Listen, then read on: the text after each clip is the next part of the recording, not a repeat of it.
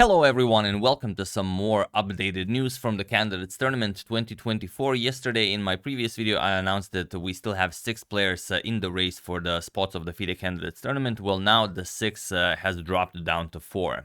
Parham Maksulu and Leinier, Dominguez, Perez are out of the race for the FIDE Candidates Tournament. Maksulu simply because he already lost too much rating. He first had to catch up to Leinier and then overtake Wesley, and he's currently down 5 points, so that will not be a possibility for him. And Leinier, well, I will tell you what he said, but this game perfectly illustrates why one would come to such a decision. And we're going to discuss the qualification process for the Candidates Tournament a little bit after the game. But it's a really brutal game. You have to calculate a lot. And here he faces Pranav Anand, who we've featured on the channel quite a few times, I believe. And as you can see, Leinier is some almost 250 points higher rated. So when you play someone who is 250 points lower rated than you, you should be able to win with the white pieces. But that's one of the problems when 27 plus 100 players are constantly facing each other in close tournaments.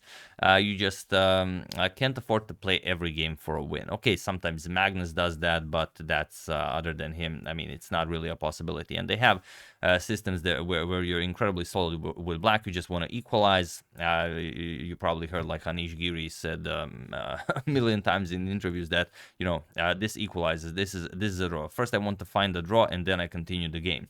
But when you're playing open tournaments, you're playing against players who are hungry. They will come at you with everything they have. They will play crazy lines, and you will have to fight.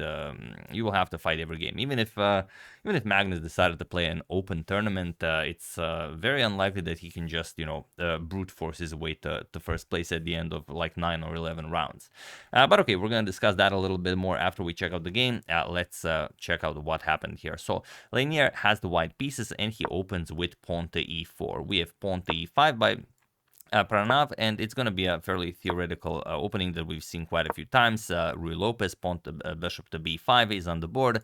a6 Morphy's defense, pawn bishop to a4, and knight to f6. We have castles and bishop to e7, d3 and b5. So pretty much every game we see this: bishop b3, pawn to d6, c3, and castles kingside. We have pawn to h3 and bishop to b7, preparing to move the knight and then strike with c5. Knight b to d2, and now knight to a5. We have bishop back to c2. Of course, you do not want to allow this trade to happen. And now pawn to c5, grabbing the center, and rook to e1. You need additional support for this e4 pawn. If you are to develop your pieces, you want to bring that knight over to g3 or e3. Rook to e8, preparing to tuck the bishop in with bishop to f8, and now knight to f1. We have pawn to h6, knight to g3, and now bishop to f8. So again, we've seen this like 1,000 times. Pawn to d4, we see a central breakthrough here, captures, and now e captures, and knight captures on d4. And sometimes people go rook to c8 here. g6 is a known move, pawn to d5 is a known move. Pranav chooses queen to c7, again, which has been played many times. And usually, as it is the strongest move for white, queen c7 is met with bishop to f4. But Leinier wants to figure out a different way to approach this position. He plays bishop to d2, and it is now, as of move 18, that we have a completely new game. So he put some pressure on the knight, but really the bishop is coming to c3 to assume this long diagonal.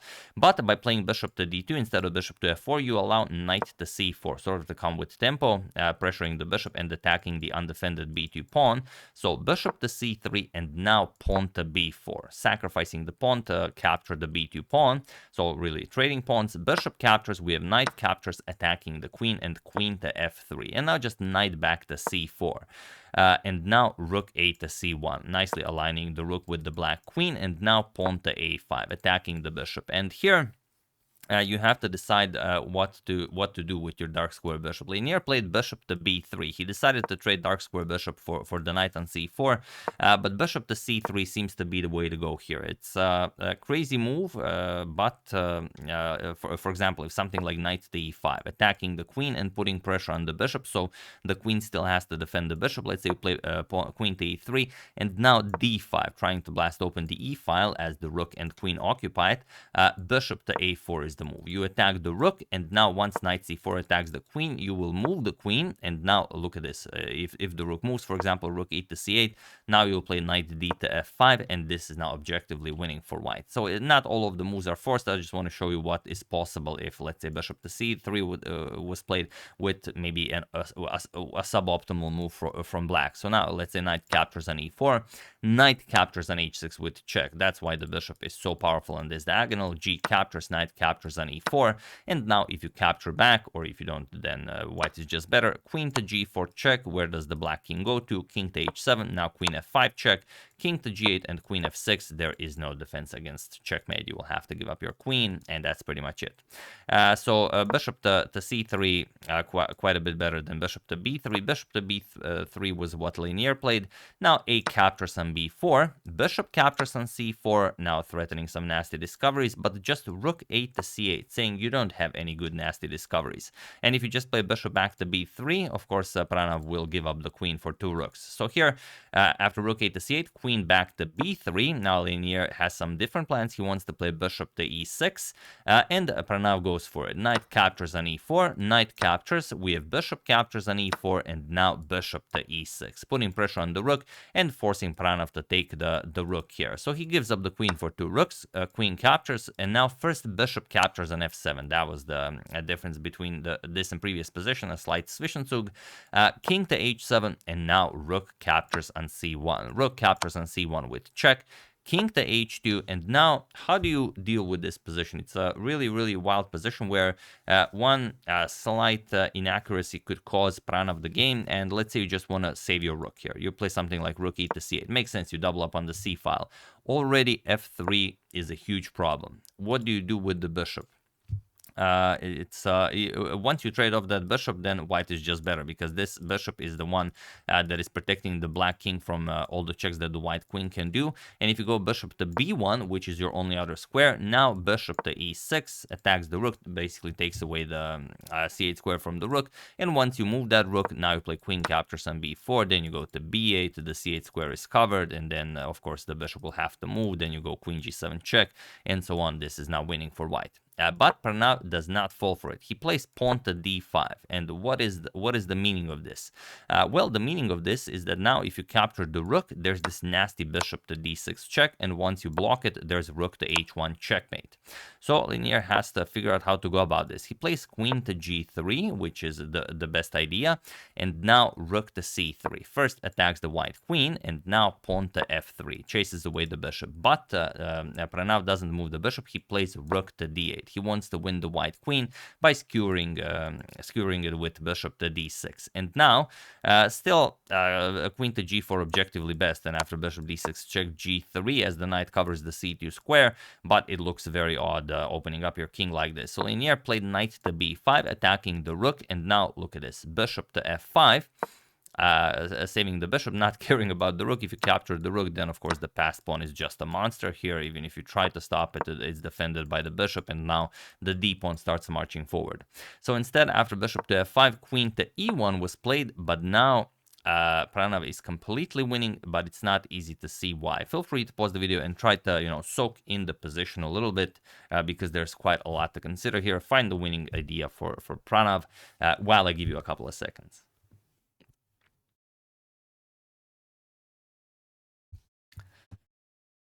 So for those of you who were able to do it, congratulations on finding this wild sequence of moves. And for those of you who just want to enjoy the show, it is pawn to d4. That's the move you have to play. And okay, it looks natural. Just start advancing your passed pawn, but there's quite a bit more to it. And since I'm not showing clocks here, as it's a classical game, it wasn't really an issue of time trouble. They had Leinier had 1 minute and 44 seconds, but Pranav had over 5 minutes on the clock, and he did not play it. But the d4 is incredible because there's no move for white. Let's say you play bishop to b3. Of course, you want to get your bishop to safety, maybe help out with the control over these squares. Now the idea is rook c5. You attack the knight, and how do you deal with this? There's just no good way to play this, the knight is just trapped. If you play queen captures on b4, which is kind of your only move, then comes rook to b8. Threatening to capture the knight, and you can't even defend it with a4 because just rook captures opens up a discovery on the queen and you lose. So you cannot play a4, you have to play queen captures on d4, but now just rook c captures on b5, and now you have 2 rooks and the dark square bishop for a queen. Of course, that is way too much material.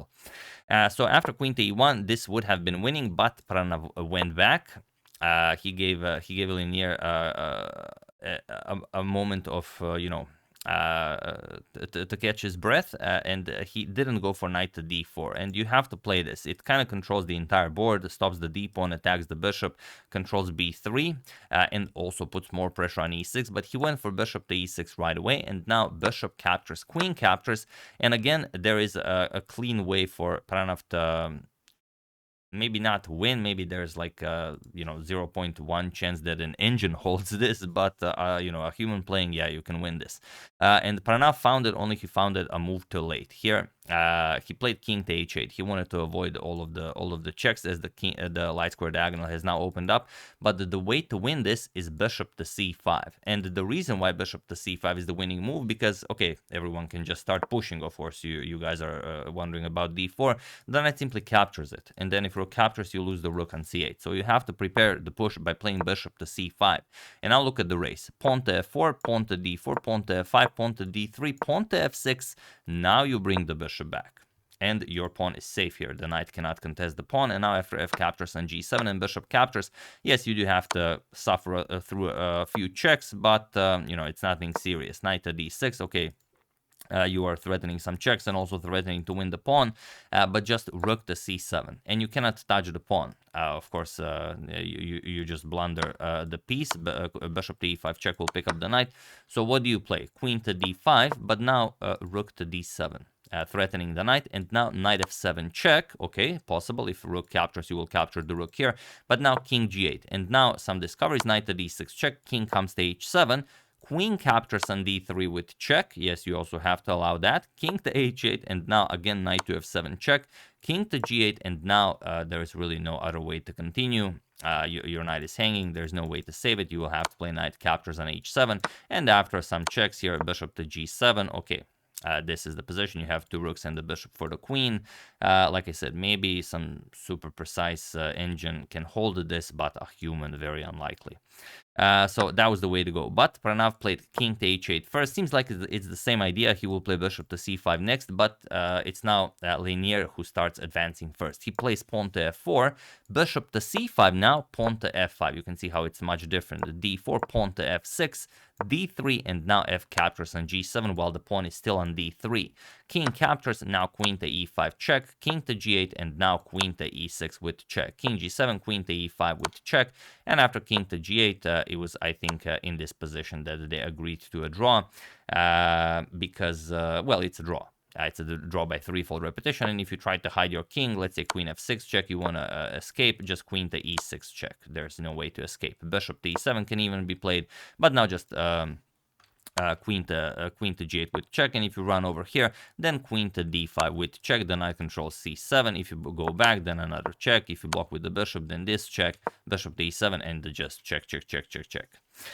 So yeah, you've seen how complicated the game it was, and what it takes for a 2745 player to take down a 2500 player. Pranav Anand, who is obviously playing much better than his rating, as are all the Indian youngsters, but yeah, it's not easy, and if anything, it was only Pranav who could have won this game had he found that first the pawn push and then the bishop to c5 idea.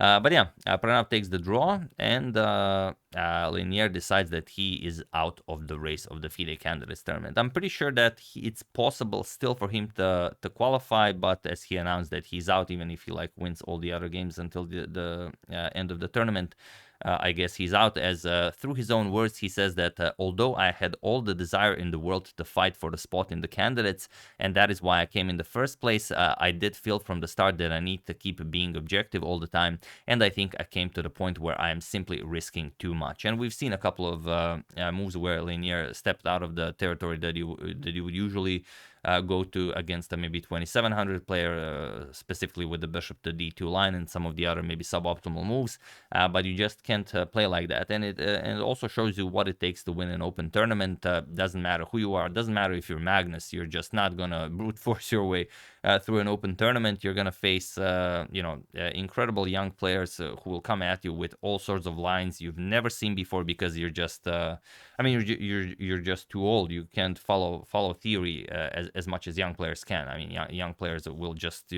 study theory 12 hours a day. There's no way you can compete with that. So if you survive that, okay, you will survive it for maybe 1 round, 2 rounds, 3 rounds, but will you survive it for 9 rounds? It's a bit of a different story.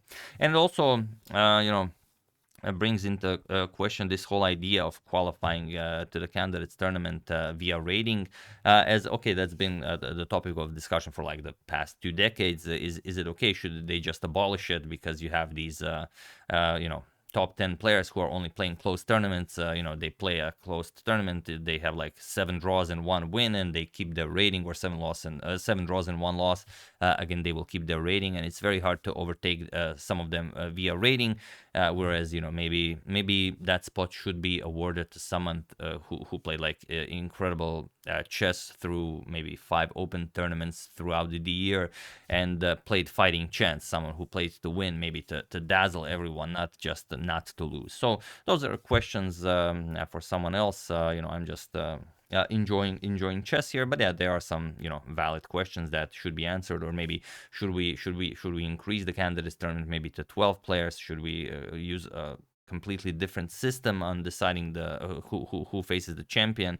Maybe it would be best if we went back to how they did it in the old days, where Capablanca said, I want to challenge Lasker for the title, and then Lasker could decide whether he accepts the challenge or not.